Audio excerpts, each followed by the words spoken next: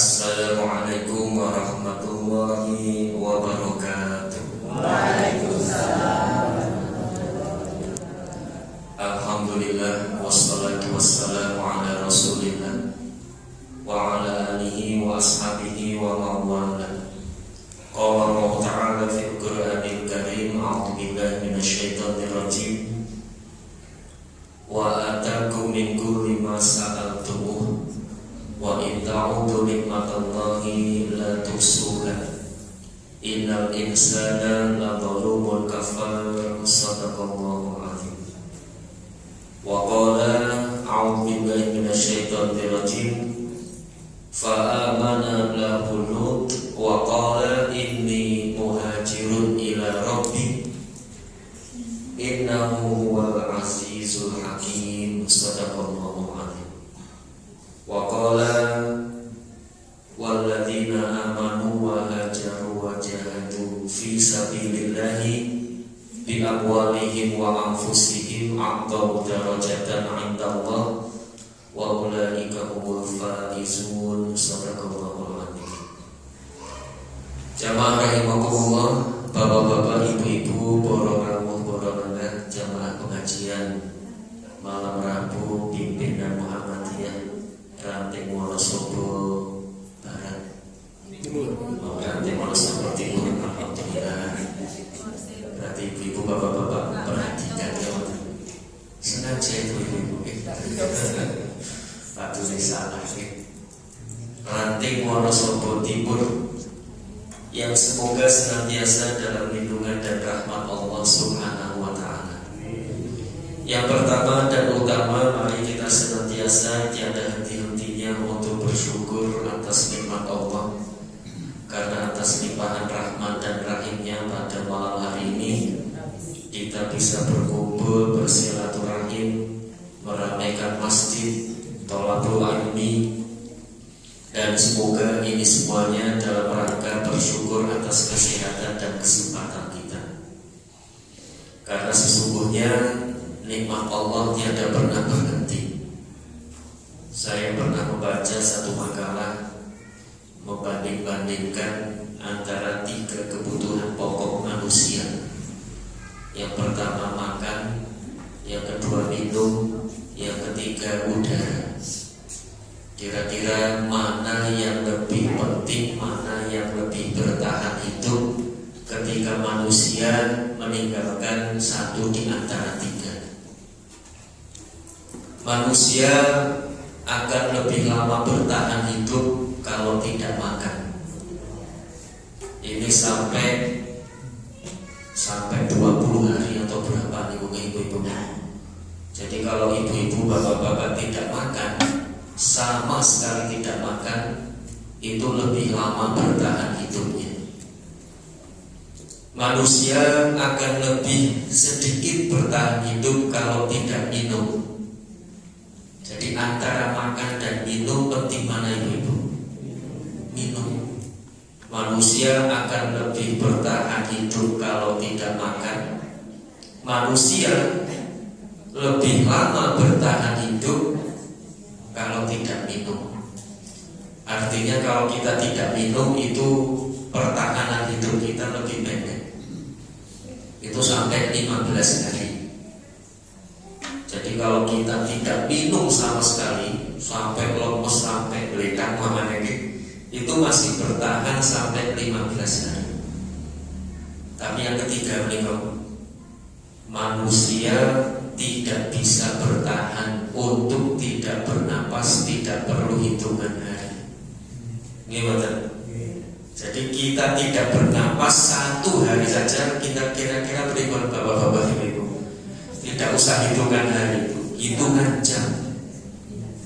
Tapi jangan dibuktikan gitu, jamnya tak usah nafas sampai 1 jam kuat atau tidak usah. Artinya apa? Artinya bahwa kebutuhan yang paling pokok, paling penting itu adalah udara. Bahkan udara, nafas sudah kita dapatkan ketika dihembuskan kepada kita oleh Allah yang namanya ruh. Padahal waktu itu kita belum bisa cari makan, belum bisa cari minum. Dari mulai di dalam kandungan seorang ibu, kita sudah bisa bernafas. Sampai sekarang kita tidak pernah berhenti bernafas. Kalau makan dan minum kadang-kadang berhenti. Bapak-bapak, ibu-ibu ketika sedang tidur gak mungkin sambil makan sambil minum, tapi masih bernafas. Bapak-bapak masih. Maka kadang-kadang ada orang yang membangunkan saudaranya dengan dibidat, ditutup hidungnya supaya bisa bangun dari tidurnya. Nah, ini yang disebut dengan wa in ta'udzu nikmatallahi la tuhsuha. Kalau kalian mau menghitung-hitung nikmat Allah, tidak mungkin. Dari satu nikmat yang bernafas-nafas saja kita sudah tidak mampu untuk menghitungnya. Maka kesyukuran merupakan satu hal yang niscaya kita sampaikan hanya kepada Allah Subhanahu wa ta'ala. Yang kedua, sholawat dan salam semoga senantiasa tercurah pada junjungan kita Nabi Muhammad sallallahu alaihi wasallam. Jamaah rahimakumullah, sekarang kita sudah hampir di penghujung bulan Dzulhijjah. Kalau tidak salah kita sudah di tanggal 21 Dzulhijjah. Daging kurbannya masih apa tadi? Masih. Berarti panitia membagi dagingnya kebanyakan ini Mas. Tahun depan di samping mendata siapa yang berkorban, juga mendata berapa kebutuhan selama 4 hari. Kenapa? Karena tidak boleh makan daging kurban lebih dari hari tasyrik. La ta'kulu lahmal idhohi fawqa salasati ayyam. Jangan kau makan daging kurban lebih dari 3 hari tasyrik. Padahal sekarang masih gitu kan. Nanti pulang dari pengajian yang di freezer keluarkan semua. Keluarkan semua terus masak, dihabiskan paling tidak besok ini siap apa tadi gitu? Atau saya kok perebut kabeh. Nah, ini dulu ketika zaman Rasulullah ada ketika itu peperangan. Jadi daging kurban jangan dihabiskan untuk makan atau dihabiskan ketika hari tasyrik atau berikutnya, tapi cukup hari tasyrik, sisanya untuk persediaan atau peperangan. Nah, setelah itu kemudian Rasulullah menyampaikan fakuluhu, maka makanlah daging kurban. Namun tidak harta material. Alhamdulillah. Jadi sunnah ketika Idul Adha itu makan daging kurban. Beda antara makan daging kurban ketika hari raya Idul Adha dengan hari ini. Beda itu. Jadi lebih utama berpahala ketika hari raya Idul Adha dan hari tasyrik. Itu yang pertama, fakuluhu. Yang kedua, fatasaddaquhu, dan sedekahkanlah. Sudah ada yang disedekahkan? Sampun, alhamdulillah. Karena kita kurban 1 ekor kambing, tidak kemudian kita kembali semuanya utuh 1 ekor gitu. 1 ekor kambing yang kita korbankan, kita hanya mendapat 1/3-nya. Kemarin ada yang bertanya, Ustaz, bolehkah saya berkorban sendiri, dipotong sendiri, terus dibagi sendiri? Angsal apa tadi itu? Boleh. Jadi kurban itu boleh dipotong sendiri, boleh dibagi sendiri. Yang penting jangan dimakan sendiri. Kalau dimakan sendiri bukan kurban namanya. Hanya saja boleh kemudian lewat panitia, dan itu lebih afdal. Kenapa lebih afdal lewat panitia? Yang pertama, panitia lebih jeli untuk membagi daging kurban. Siapa-siapa yang berhak untuk mendapatkan, siapa yang belum dapat, siapa yang harus mendapatkan, itu panitia pasti akan mendata. Kalau hanya secara pribadi mungkin kurang jeli ini. Ibarat pandangan sendiri dengan pandangan orang banyak kan lebih utama yang banyak. Terus yang kedua, menjaga keikhlasan dan marwah dari shahibul kurban dan mustahikul kurban. Menjaga keikhlasan shahibul kurban dan menjaga marwah, artinya harga diri dari mustahikul kurban. Kenapa? Karena mustahik mendapat daging kurban dari panitia, bukan dari perorangan. Kalau dari perorangan, umpamanya suatu saat kita memberi daging kurban kepada tetangga, terus satu hari ada permasalahan antar tetangga, maka biasanya akan mungkin itu paling bientak naik daging kurban, naik pedoman orang takon. Itu menjaga keikhlasan. Tapi kalau ada masalah, panitia diberikan oleh panitia, ada masalah antar tetangga, tidak mengungkit-ungkit pemberian daging kurban, maka lebih utama, lebih baik dari panitia. Nah, yang ketiga, fadakhiruhu, dan simpanlah. Jadi yang pertama makanlah, sudah dilaksanakan, cetak ini cetak. Fatasodakuhu, sudah disedekahkan, juga dicetak. Fadakhiruhu, simpanlah, juga dicetak. Masih ada yang disimpan ini, Bu? Alhamdulillah. Berarti menyimpan daging kurban aman, insyaallah, diperbolehkan. Jamaah rahimakumullah, setelah Dzulhijjah nanti kita akan memasuki bulan Muharram, yang biasa kita kenal dengan bulan Suro di dalam bahasa Jawa. Jadi bahasa Arabnya Muharram, di dalam bahasa Jawanya Sasi Suro. Lah, kenapa menjadi Sasi Suro? Kalau Dzulhijjah menjadi sasi besar, Dzulqa'dah, Dzulqa'dah. Terus next Syawal atau Syawal beda, jadi sasi Syawal, sasi beda, bodoh.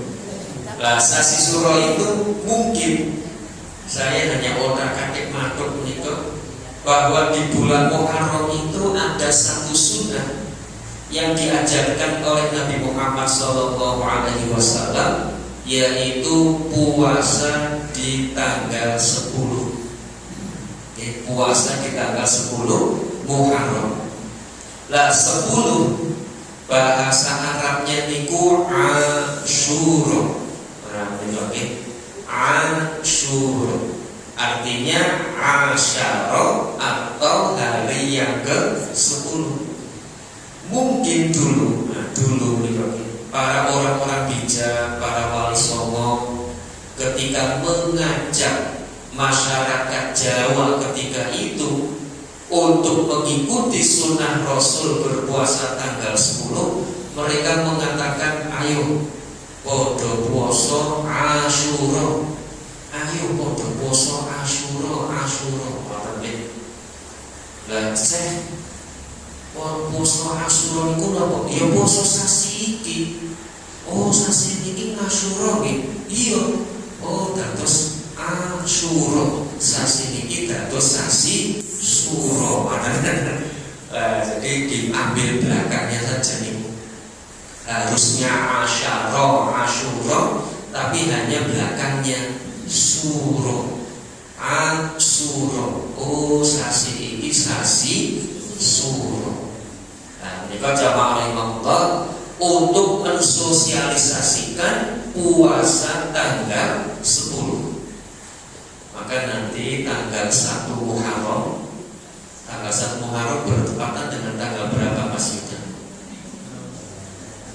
26. Ini boleh 26 Juni memasuki 1 Muharram.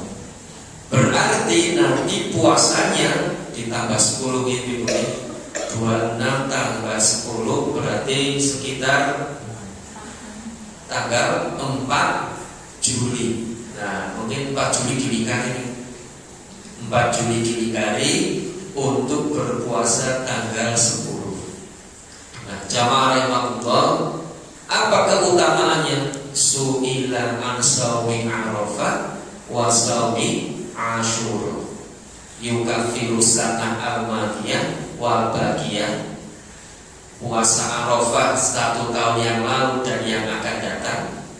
Kalau puasa Asyura yukaffiru sanah al-madiyah, mengampuni dosa 1 tahun yang telah berlalu. Masya Allah. Kemarin kita puasa Arafah, 2 tahun kita sudah diampuni.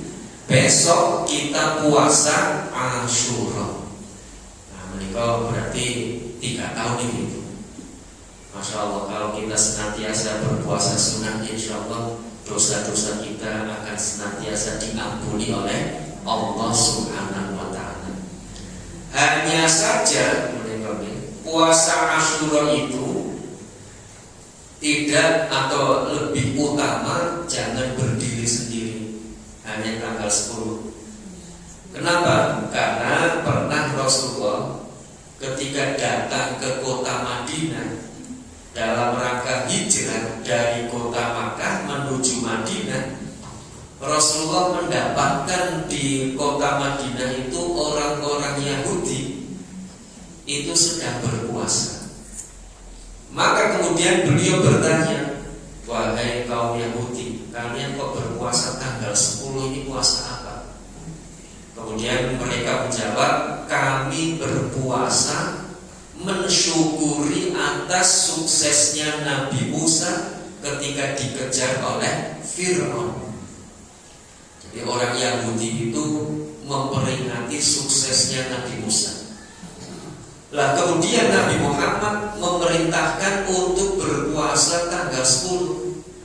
Kenapa? Karena beliau mengatakan begini, nahnu ahaqqu bikum Musa, kami lebih berhak daripada kalian terhadap Nabi Musa. Artinya Nabi Musa itu bukan hanya Nabi kalian, Nabi Musa juga Nabi kita. Yu'minuna bima unzila ilaika wa ma unzila min qablika. Orang yang bertakwa itu ciri-cirinya salah satunya adalah beriman kepada yang diturunkan kepadamu ya Muhammad, dan beriman kepada yang diturunkan sebelummu ya Muhammad. Berarti sebelum Nabi Muhammad, Nabi Isa, Nabi Musa, Nabi Daud, Nabi Ibrahim, langsa panunggalanipun. Maka Rasulullah menyampaikan, kami lebih berhak daripada kalian terhadap Nabi Musa. Itakonanipun, pertanyaannya, mengapa Nabi Muhammad mengatakan lebih berhak daripada kaum Yahudi? Lebih berhak daripada kaum Yahudi. Kita umat Islam itu lebih berhak untuk mengatakan bahwa Nabi Musa adalah Nabi kita. Karena jawabannya pulau angkat piyambak, pulau jawab piyambak ibu. Karena jawabannya adalah Nabi Musa mengajarkan tauhid, menyembah hanya kepada Allah Subhanahu wa Ta'ala. Sementara kaum Yahudi sudah tidak bertauhid lagi. Nabi Muhammad mengatakan lebih berhak daripada kaum Yahudi. Kenapa? Karena Nabi Muhammad dan umatnya mewarisi ajaran Nabi Musa, yaitu tetap bertauhid. Kaum Yahudi mengatakan inna Uzair ibnallah, sesungguhnya Uzair, ada orang yang namanya Uzair ibnallah, itu adalah anaknya Allah. Kalau kaum Nasrani mengatakan inna Isa ibnallah, Nabi Isa itu putranya Allah. Kalau Yahudi mengatakan Uzair ibnullah. Sementara Nabi Muhammad tidak pernah mengatakan, tidak pernah mensekutukan Allah. Lam yalid wa lam yulad wa lam yakul lahu kufuwan ahad. Itu Nabi Muhammad mewarisi ketauhidan Nabi Musa alaihissalam. Maka kemudian Nabi Muhammad memerintahkan untuk berpuasa tanggal 10 dalam rangka memperingati kesuksesan Nabi Musa. Lah ketika Nabi Muhammad memerintah untuk berpuasa tanggal 10, para sahabat kemudian bertanya, "Ya Rasulullah, ini kan puasanya kaum Yahudi.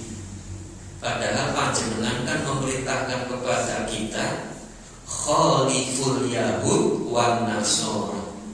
Berbedalah kalian, selisihilah kalian orang Yahudi dan orang Nasrani. Loh ini kok Nabi Muhammad kok malah memerintahkan sama dengan berpuasanya kaum Yahudi?" Maka kemudian apa jawab Rasulullah? Fa'idan fi yaumil muqbil nahnu nasumu fit tasu'a. Oh ya, dan kalau begitu karena ini sudah terlanjur kita berpuasa tanggal 10. Ketahuannya ini bukan tanggal 10 ibu-ibu. Tanggal 9 Rasulullah belum tahu. Maka kemudian apa? Oh ya sudah, tahun depan karena ini sudah terlanjur kita berpuasa tanggal 10, tahun depan kita juga berpuasa tanggal 9. Maka jamaah rahmatullah, di dalam puasa bulan Muharram nanti ada 4 tingkatan. Tingkatan yang paling utama yaitu tanggal 9 dan tanggal 10. Meskipun ada yang mengatakan tingkat pertama itu 3 hari, 9, 10, 11. Itu silahkan, tidak apa-apa. Kalau kita berkeyakinan 9 dan 10, kenapa? Mengikuti apa yang ingin dilaksanakan oleh Rasulullah, yaitu tanggal 9 dan 10. Tanggal 11 Rasulullah tidak puasa. Nah ini tingkat yang pertama 9, 10. Tingkat yang kedua yaitu tanggal 10, 11. Kenapa tanggal 10, 11? Tanggal 11 ini mengikuti keinginan Rasulullah supaya tidak sama dengan Yahudi. Sehingga tanggal 10 dan 11. Ini ranking betul Ibu. Ranking kali ini ranking setunggal 9, 10. Ranking kali 10, 11. Lah ranking 3, tingkatan ketiga itu hanya tanggal 10. Itu sudah dilaksanakan oleh Rasulullah Sallallahu Alaihi Wasallam. Ini ranking 3. Lah ranking 4 berikut. Ranking 4 buatan usah puasa. Tidak puasa itu ranking 4. Nah buat rumah buatan angsal ranking. Di ranking 4 itu tidak puasa. Angsal apa buatan puasa? Angsal mawon niki sunnah. Tapi kita mempunyai satu keyakinan, sunnah bukan hanya tidak apa-apa ditinggalkan, tapi jangan lupa ibu-ibu, sunnah itu rugi kalau tidak dikerjakan, rugi. Jadi jangan sampai kita mengatakan bahwa sunnah itu tidak apa-apa kalau ditinggalkan, tetapi rugi kalau tidak dikerjakan. Sama dengan makruh. Makruh itu juga rugi kalau dikerjakan. Contohnya makruh itu kan kalau ulama Indonesia sebagian besar mengatakan rokok itu makruh. Jadi jangan mengatakan rokok tidak apa-apa, tetapi kalau rokok rugi. Gitu. Kalau rokok rugi, bukan hanya kalau rokok tidak apa-apa. Nah, ini kalau jamaah rahmatullah, alhamdulillah di majelis kita tidak ada yang merokok ini minimal saat ini. Setelah ini salib banget terus nyumetrek di terus tapi paling tidak saat ini tidak merokok. Jamaah rahmatullah, ibu-ibu ngerti berapa harga rokok satu bungkus ibu? 15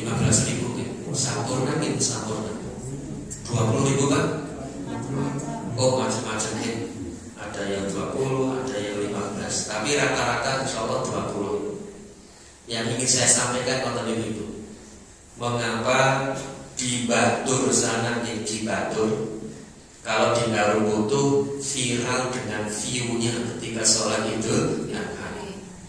Kalau di Batur viral dengan melimpahnya daging kurban sampai tontonan itu. Bukan hanya jadi tontonan, tetapi jumlahnya tontonan itu. Kenapa? Karena hampir setiap rumah itu kurban itu.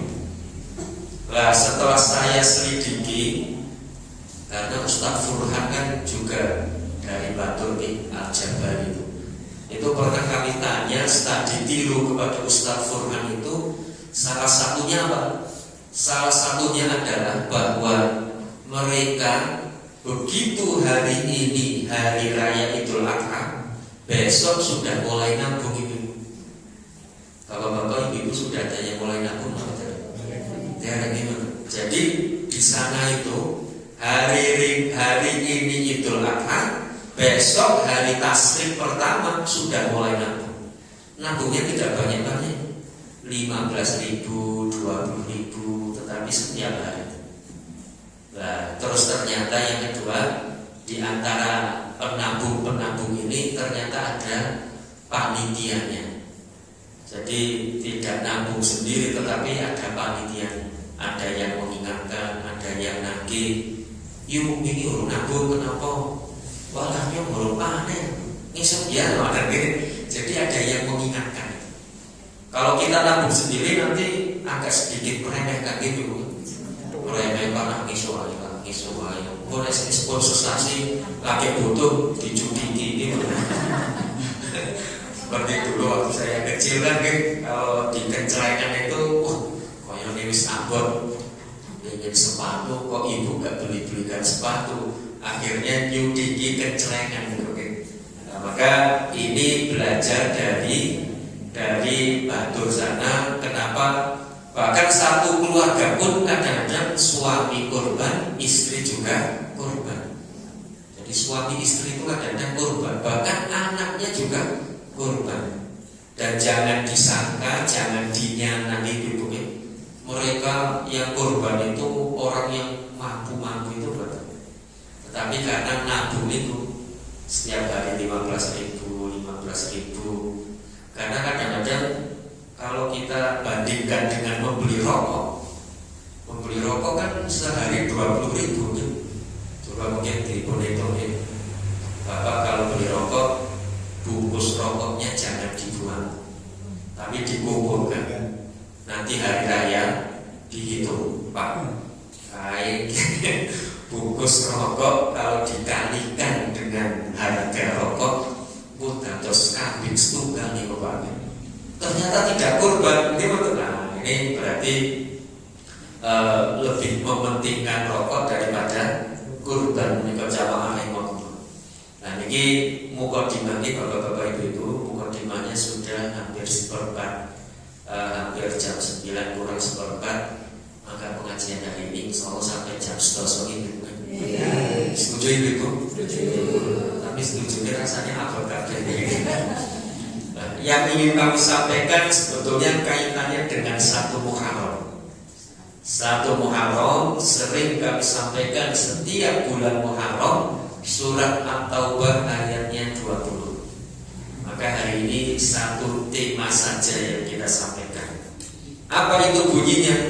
Walladzina amanu wa hajaru wa jahadu fi sabilillahi bi amwalihim wa anfusihim a'dhamu darajatan 'indallah wa ulaika humul faizun. Dan mereka orang yang beriman, orang yang hijrah, orang yang berjihad, iman, hijrah, jihad, bi amwalihim wa anfusihim, dengan harta dan diri mereka, a'dhamu darajatan, mereka akan mendapatkan derajat yang a'dham. A'dham itu yang tinggi, yang hebat, yang mulia. Wa ulaika humul faizun, dan mereka akan mendapatkan kemenangan. Ini surat At-Taubah ayat 20. Kalau dipahami dari belakang, barang siapa yang ingin tinggi derajatnya, barang siapa yang ingin menang, ya, tinggi derajat dan menang, syaratipun 3: iman, hijrah, jihad. Iman itu yakin, hijrah itu harus berproses, jihad itu kesungguhan. Jadi siapapun orangnya kalau ingin tinggi derajatnya harus iman itu menjadi pondasi dasar. Kemudian setelah beriman tidak hanya yakin, setelah yakin harus ada proses. Nah, proses ini namanya hijrah, bergerak, berproses. Nah, dalam berproses, dalam bergerak, dalam berhijrah harus ada kesungguhan. Tidak boleh wislah sing penting aku, wislah mengalir saja, wislah opo anane wae. Itu berarti belum berjihad nih. Nah, maka malam hari ini kami akan menyampaikan yang pertama dulu, iman. Iman menurut Al-Imam Asy-Syafi'i, beliau menyampaikan al-imanu huwa tasdiqun bil qalbi, takrirun bil lisani, wa amalun bil arkani. Iman nggih menika yakin dengan hati, diucapkan dengan lisan, dibuktikan dengan perbuatan. Jadi unsur iman wonten pinten ibu-ibu? Wonten 3 unsur iman. Ditulis niku ibu-ibu. Mungkin pertemuan yang akan datang ulangan nggih. Ulangan sing nek nilai tasih boten sae merah renidi. Nah, unsur iman itu 3. Yang pertama hati yakin, yang kedua lisan ikrar, raditu billahi robba, pamanipun atau asyhadu alla ilaha illallah wa asyhadu anna muhammadar rasulullah, itu ikrar. Lah yang ketiga perbuatan membuktikan. Jamaah rahimahullah, di hadapan kita ada yang namanya tripod. Bapak Ibu, tripod. Tri niku 3, pot niku ibu gak ada pot nopo boten. Halo ibu, teng dalem wonten pot nopo boten? Wonten nggih. Cok nanam bunga nopo boten? Nek nanam bunga teng plastik nopo teng pot? Nah, pot niku. Jadi pot itu wadah. Tri itu 3 kaki, disangga oleh 3 kaki. Pot itu wadah. Jadi wadah yang disangga oleh 3 kaki yang kokoh. Bayangkan nih. Jadi iman itu akan bermanfaat, bisa menyangga dengan baik pemiliknya itu ketika 3-tiganya berdiri dengan kokoh dan sama kuat. Seperti yang di hadapan kita. Coba kalau kita bayangkan dari 3 kaki ini, yang satunya agak sedikit lemah, yang satunya agak sedikit diperpendek. Datosipun tripod ini pripun itu? Pincak miring iki boten miring. Nek harga miring lumayan ngoten. Waktu kuning kono wae lambene hargane miring. Lah kok nek dienggo miring ora mangkune. Lah niku. Jadi tripod itu kalau di salah satunya tidak berfungsi, salah satunya kurang kuat, salah satunya kurang panjang, maka dia tidak sempurna. Apalagi kalau salah satunya tidak ada, apa yang terjadi? Roboh, imannya roboh. Nah, maka jamaah rahimahullah, lisan minta maaf, hati harus yakin, lisan juga ikrar, amantu billah atau asyhadu alla ilaha illallah. Perbuatan juga harus membuktikan. Jadi dulu pernah ada seorang sahabat namanya Yasir bin Yasir. Jadi ketika zaman jahiliyah, minta maaf, ketika zaman-zaman pertama Islam, Rasulullah umatnya belum banyak, umat Islam belum kuat, maka dakwahnya masih sembunyi-sembunyi. Ada satu keluarga yang namanya keluarga Yasir.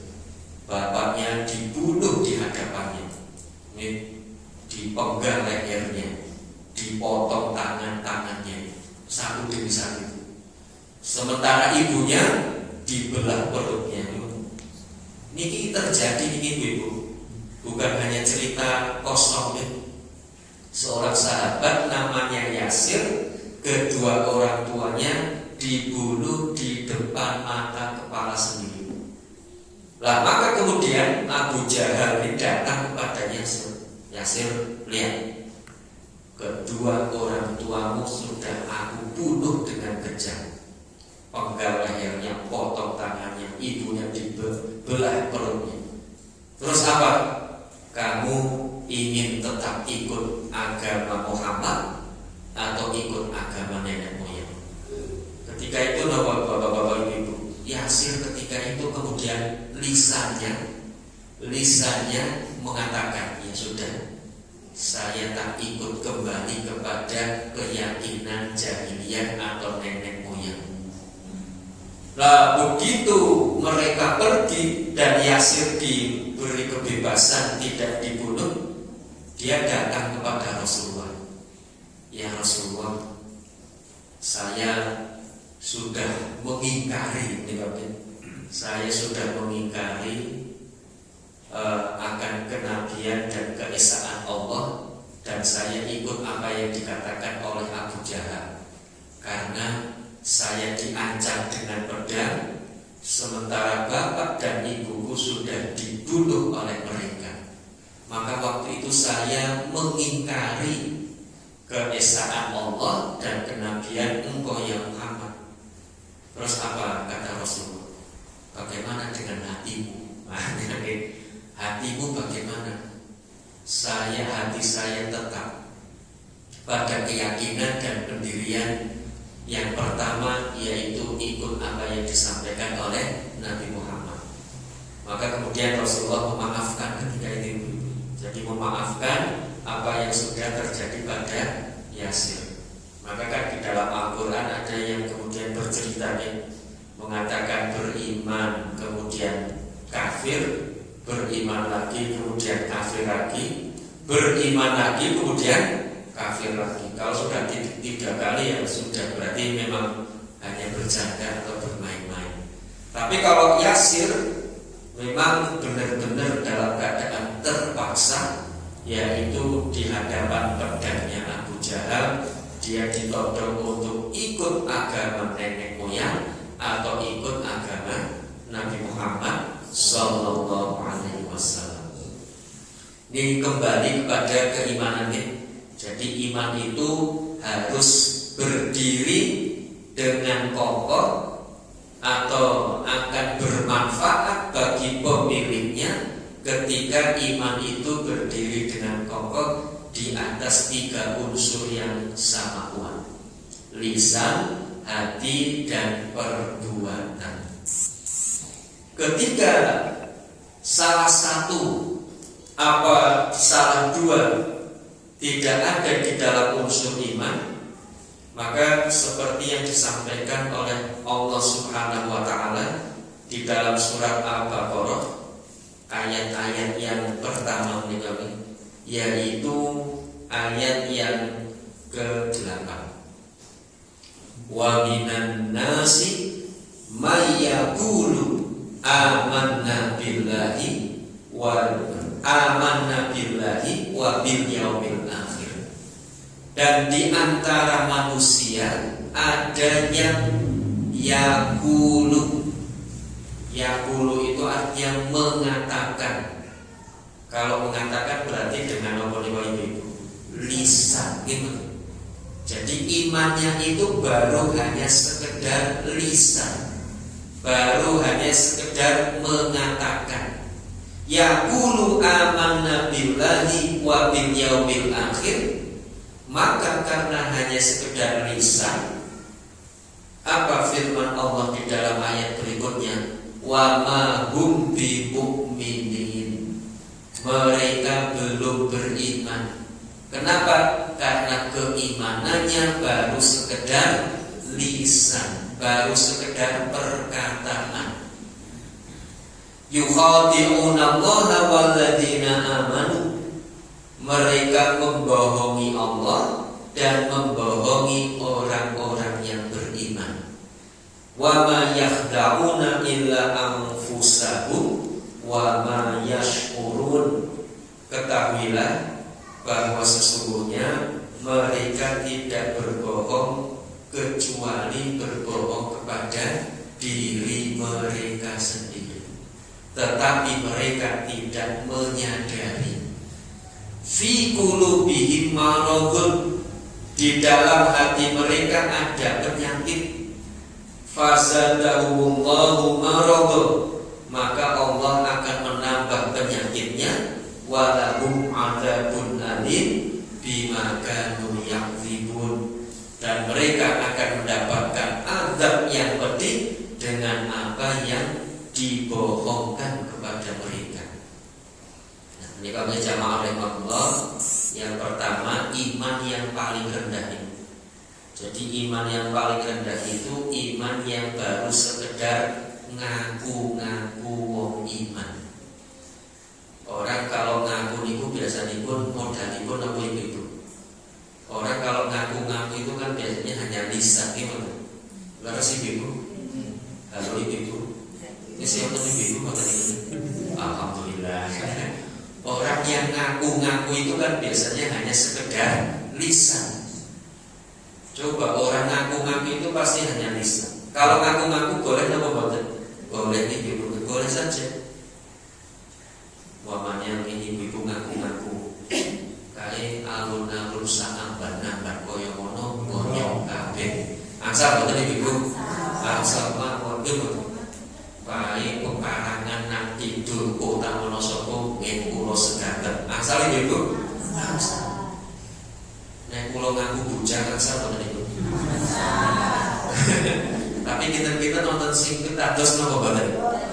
Wong iki menaras ora ngandel Pak iki kok wis bujang. Wong wis meninggalkan dunia hitam. Gimana? Meninggalkan dunia hitam menuju dunia putih. Ngaku bujang, sapa sing ngandel ki mboten iki. Nek ngaku asal mawon. Hanya saja kalau ingin pengakuan kita itu juga diakui oleh orang lain, harus ada bukti. Ibu-ibu, bapak-bapak ngakoni alun-alun saamban-amban iku nggih panjenengan sedanten angsal. Suatu hari bejuk teng tengah alun-alun, kuwi turu ingin ditegor, nggih mboten. Bejuk teng mriko, terus napa? Ditakeni kalian Satpol PP. Pak Afif dilalah peristiwa temen. Pak Afif telepon Satpol PP, komandan, kaya mau jamaah masih anu kok lagi gejung nang alun-alun. Takoni lagi opo kae? Pak tidak ngerti Pak, jenengan senapa niki? Kula ajeng mondasi damel griya teng mriki. Kok wani-wani iki gawe maneh kene ngopo niki? Lah niki nggih sibah kula niki. Buktine napa? Niki sertifikat. Kalau ada bukti aman apa mboten? Aman. Niki sertifikate alun-alun iki warisan saking sinten. Nek ditakoni pundi buktine mboten enten sertifikat pripun niku? Oh, jenengan kebetulan niku penjara niku ngaku-ngaku ora ana buktine. Nah, maka jamaah rahimahullah sama dengan iman itu. Iman pun jangan hanya sekedar ngaku, jangan hanya sekedar hati, tetapi juga harus dibuktikan. Kenapa? Karena lisan dan pembuktian itu adalah pintu gerbang untuk mengetahui apa yang ada di dalam hati. Maka orang bijak mengatakan, dalamnya lautan bisa diukur, dalamnya hati siapa yang tahu. Ini betul ibu. Ibu sakit mawon, mesa buya guyu. Ini jadinya hatinya itu aja gergetan banget kalau wong ini betul. Mungkin, tapi bisa dilihat gesturnya itu bisa dilihat kalau bahasa sekarang. Orang kalau kemudian kelihatannya kok sume, suraba, terus gupuh, gitu, aruhnya juga kelihatannya ini hatinya ikhlas ya. Nah itulah, maka gerbangnya hati adalah lisan dan perbuatan. Tapi semuanya harus kemudian diadakan atau harus kemudian dibuktikan, diwujudkan. Jamaah rahimahullah, ini iman yang paling rendah, baru sekedar pengakuan. Kalau ingin dibetulkan atau dianggap benar keimanan kita, harus dibuktikan dengan perbuatan. Maka nanti di dalam surat An-Nisa, innamal mu'minuna alladzina idza dzukirallahu wajilat qulubuhum wa idza tuliyat 'alaihim ayatu zadatuhum imana wa 'ala rabbihim yatawakkalun walladzina yuqimuna shalah wa mimma razaqnahum yunfiqun.